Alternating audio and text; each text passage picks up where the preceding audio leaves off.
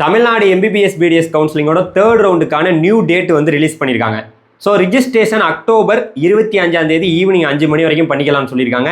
1வது ரவுண்டு 2வது ரவுண்டில் கவர்மெண்ட் காலேஜ்லையோ இல்லை ப்ரைவேட் யூனிவர்சிட்டிலையோ ப்ரைவேட் எஸ்எஃப் காலேஜ்லையோ உங்களுக்கு சீட்டு கிடைச்சிருந்து நீங்கள் காலேஜ் மாறணும்னு நினச்சிங்கன்னா கண்டிப்பாக ரிஜிஸ்ட்ரேஷன் பண்ணணும். ஆல்ரெடி நிறைய பேர் பண்ணியிருப்பீங்கன்னு நான் நினைக்கிறேன். ஸோ அதே சேம் டைம் சாய்ஸ் ஃபில்லிங் வந்து நமக்கு அக்டோபர் 26 மதியானம் 12 மணிக்கு சாய்ஸ் ஃபில்லிங் ஸ்டார்ட் ஆகுது.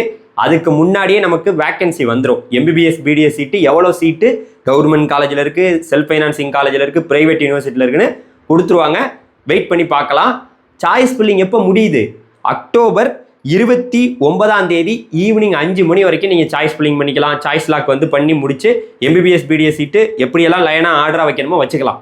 அக்டோபர் 26 மதியானம் 12 மணிலேருந்து அக்டோபர் 29 ஈவினிங் 5 மணிக்குள்ளே எல்லாத்தையும் பண்ணி முடிச்சிட்டிங்கன்னா ரிசல்ட்டு அக்டோபர் 31 உங்களுக்கு வந்துடும்.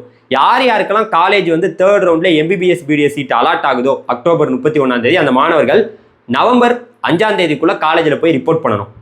ஓகே, புரிஞ்சிருச்சா? இதுதான் தமிழ்நாட்டுக்கான நியூ டேட்டு. இப்போ முக்கியமான ஒரு விஷயத்தை சொல்லிட்டு போயிடுறேன். ஆல் இந்தியா கோட்டாவோட தேர்ட் ரவுண்டுக்கான ரிசல்ட் இப்போ வந்து ரிலீஸ் ஆயிருக்கு.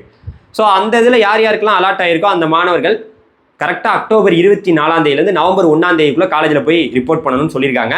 அங்கே ரிலீவும் ஆக முடியாது, அங்கே பிரச்சனை இருக்குது. தமிழ்நாட்டில் சீட்டு கிடைச்சாலும் ரிலீவும் ஆக முடியாது.